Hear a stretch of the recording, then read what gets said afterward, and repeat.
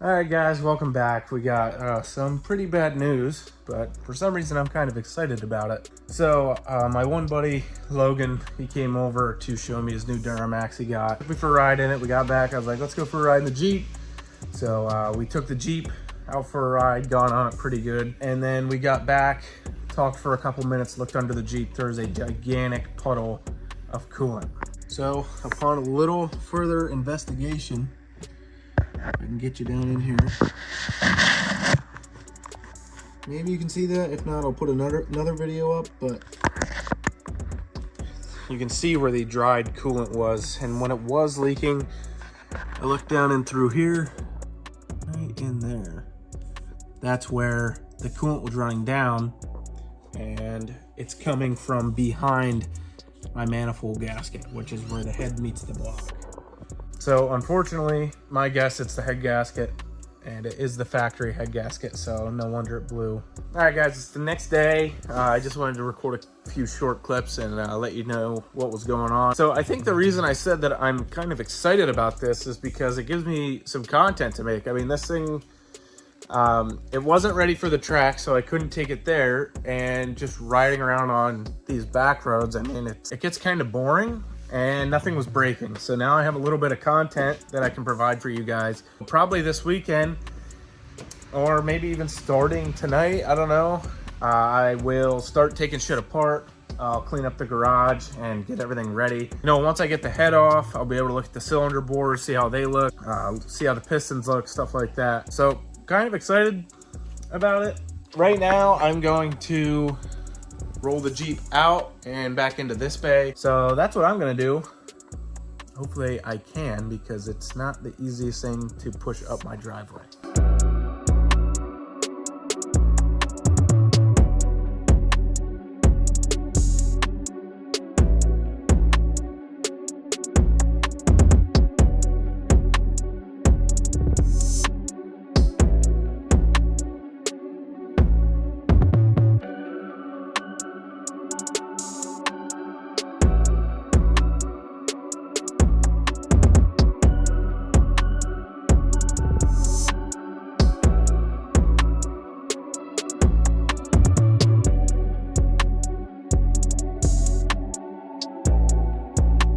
Got the Jeep where I want it, and I'm just gonna say screw it and start digging into this thing now. We got the table set up, and I guess I'll clean off these workbenches as well while I'm at it, so I have a little extra room. But yeah, let's get tearing into this thing.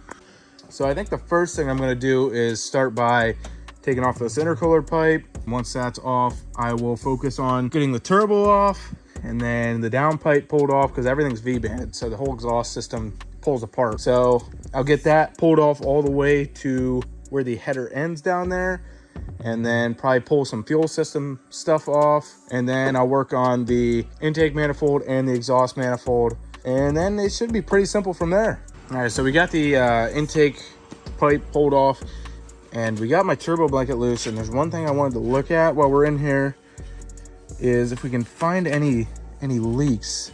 Let me pull this off. So we got it pulled off. Really, it looks like it was leaking pretty bad down in there. You have to put it back on there to just kind of get an idea of where this was. But there's definitely a leak happening. Not even gonna lie, that's my drain hose back to the oil pan off the turbo.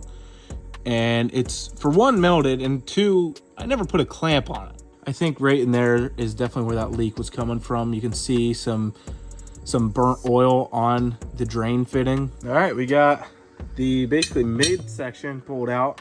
Just look how beautiful it is. My goodness. Look at all that beautiful piping. Now we're gonna pull out this section. There's a V-band down there, like I said earlier. So let's get to it. I need a Milwaukee ratchet. I can't even tell you how many times I could have used one by now. Maybe an hour later. Basically, the entire exhaust side of the turbo kit is pulled out. So easy. All right, boys, it's the next day. Just got home from work, and I think I told you guys already, but turbo kit is pulled off. All the sensors that plug into the throttle body, the entire fuel rail, and all the injectors are pulled. So the next thing on the list is to drain the coolant, and I'm gonna be doing that is unhooking the lower radiator hose, and hopefully that gets enough coolant out of the head. So drain the coolant, take off the thermostat, and then there are 2 bolts, one right here and one right there. Take the valve cover off, undo the valves, undo all the head studs, and then the head will pull right off. All right, so we got a tote set up under there. We got the clamp off of this hose. So let's see what happens here. Let's actually take my radiator cap off. Good thing that wasn't pressurized. So all right, here we go.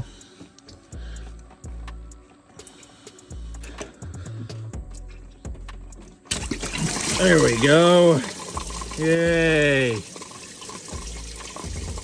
Hopefully, I'm sure we haven't gotten a drop outside of the tub yet. And now we're gonna jack the back of the Jeep up so any coolant that's laying in the back of the head, yep, you can hear it, will run up and into the tub just like that. So the further I go up, the more that'll come out. We'll let it drain for a second here, and then when it stops, we'll jack it up even more and see if we got to keep going. And bam, just like that, we got coolant drained in that tub and this tub. Good news is I took the thermostat off and no coolant came rushing out. There is a little puddle right there you can see, but that just tells me that I have most of the coolant out of this head, which is awesome. So now I guess we move on to taking the valve cover off, undoing all the valves, organizing them really well, and then we can take the head off, and then I need to call someone to come over here and help my ass because I am not strong enough to take that bitch off. All right, guys, we got the valves all ripped out. And we got them laying over here all nice and neat, and we're gonna cover them up so they don't get all dirty. But the next step is to just undo all the studs and you know, just pull the head off. It's easy, right?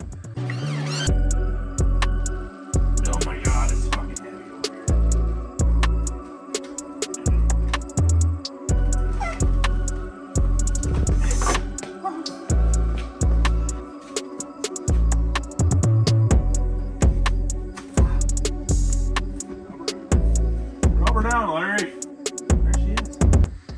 All right, boys, we got the head off, and we're looking at the cylinder hatching right now, and it looks pretty damn good. What do you think, Colt? I mean, the cross hatching's all there. We can see right here, this is where it was blowed, and it's kind of like divoted here, but this fire ring, this metal ring around the cylinder, that's what saved it from, you know, really lighten some shit up. All right, guys, we got the block all covered up, we got the cylinder head all covered up, and I tore off the intake manifold because I have this heat shielding that's like a sticker, and I'm going to put it on the bottom of this to try and keep my IATs down. But this is the stuff I got, so maybe I'll do like a double layer or something. What do you think, Meg? You think I should do a double layer or no? I don't know. Well, I'm asking you. Probably. All right, so maybe we'll double layer it. All right, guys, a couple days later, so we've got everything ordered. We've got a new intake manifold gasket ordered, a new turbo T4 flange copper gasket ordered, and the most important piece, we've got the new MLS style gasket ordered. MLS just means multi-layer steel. So instead of this bullshit composite, there is some metal in there, but I believe, but hey, top. There is some metal in there, but I believe, but that might be one layer, and then an MLS gasket, it's like multiple layers, like I just said. So I think these are 4. So I don't think we'll have to worry about blowing another head gasket. Copper seems to agree. And we also got my intake manifold all heat shielded up. Looks good. It's not the prettiest thing, like I said, but it'll do the job for sure.